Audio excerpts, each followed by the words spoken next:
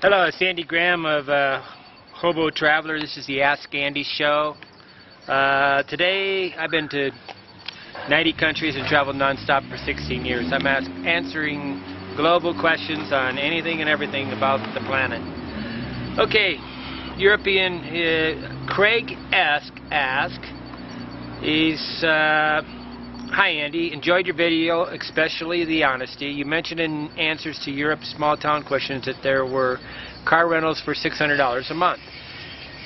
Any websites that you could share about such rentals? Also, my wife are in China after being in Ecuador for 2 months. Had a week in Vilcabamba during the first month in Cuenca.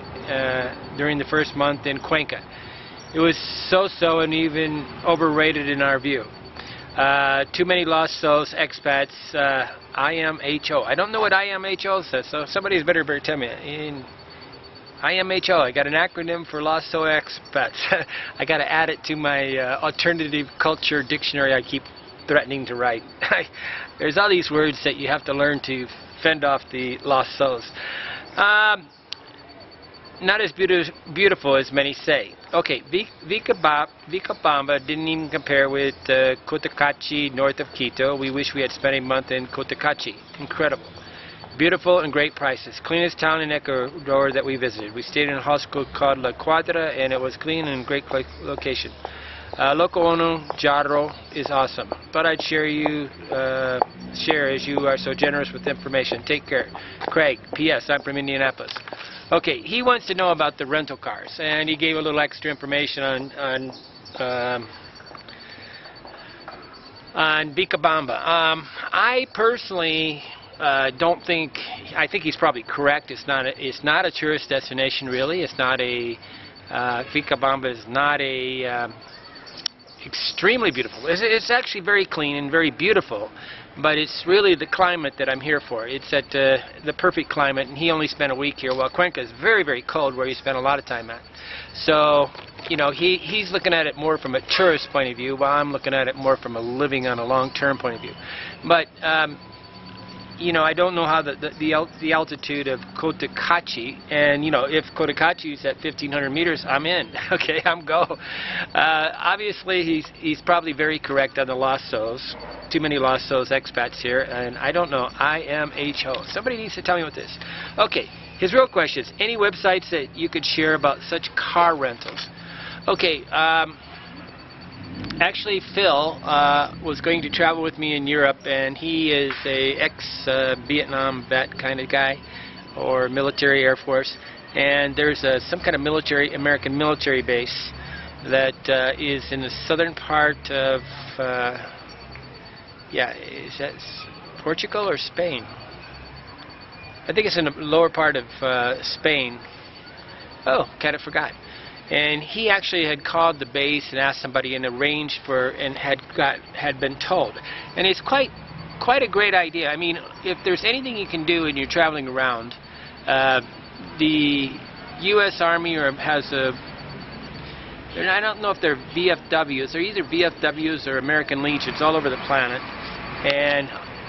or military bases. And these military bases have Americans, right? And these Americans need to rent cars for a month or something, so it was maybe a special deal on that. And but you know, it was going to be great, you know, and I could drive around Europe for a month for $600. A great deal. Do I have any websites on that? No, but you probably could call up it's an inside track. I could see that you could call up all the military bases. There's a ton of them through Europe, and ask the who they recommend for buying, you know, renting a car and what kind of deals they're getting. And you got, you know, the problem with a website renting you know, I've only rented a car one time, and that was with that begins with an E. But it was in the United States, and I was rented a car for like $30 a day, and I traveled from New York, drove it all the way to Indiana, then came back to New York and unlogged it and let it go. I don't recommend you rent cars abroad, okay? I think it's extremely dangerous, and it's a little foolish. I'm going to answer a question about a person that gets in a car accident. What happens if you get in a major car accident abroad? Because that's really a real big risk. Plus, you know, only about 25 to 50 countries are even close to being rental car capacity, and the other 200 basically is just asking you to pay bribes. Very dangerous thing to rent cars. Very dangerous. It's really not the world traveler guys that do it. It's the tourists that think they have to do just exactly the same rules that they... I wrote a book about the rules of travel because on the rules of travel, the problem is that the rules in America don't apply abroad, and you have to understand that universal rules, if you want to stay safe and healthy, you've got to do it. But renting a car and driving through Europe is probably okay. You know, but on the other side is, you know, according if they're, I guess in England they drive on the wrong side of the road. Driving on the wrong side of the road to places like Thailand and thing is really, really taxing. I rode a motorcycle one time in Thailand for about, you know, 100 miles on the wrong side of the road. You really got to look twice, because you just naturally turn the thing. Your habit is so high, you can actually do it. In Koh Samui, there's signs that say, stay on the, you know, the left side of the roads. You know, they're all over the place because there's so many motorcycle accidents in this country from renting motorcycles. I had a motorcycle in Africa, so I know I bought a motorcycle, but I just decided that, you know, generally the public transport is the way to go. But if you're going to drive a car, the only place I know on the planet where you can actually drive a car outside the highly developed things is kind of in Africa, which is strange because Africa is a lot safer to drive cars. But as far as knowing any website, I don't. I think that if I was going to do it, I do believe that on Expedia or Kayak you can rent a car, and then they might get a cheaper rate with some of these budget deals. And it's so, you know, the cheapest rates are going to be extremely location specific, because there's probably somebody locally, like in my town of Fort Wayne, you can rent a wreck or whatever for like, I don't know, $20 or something. And, you know, there's these companies that are not, you know, getting all their traffic from the airport.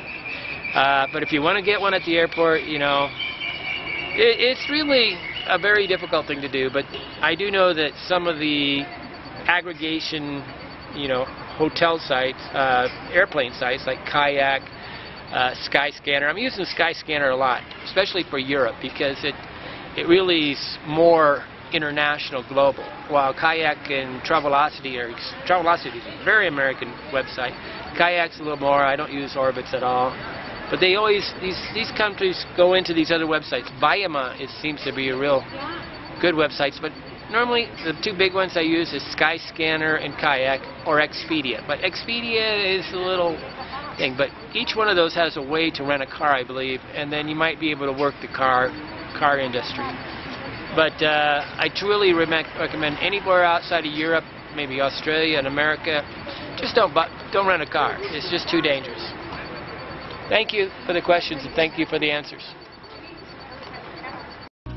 We can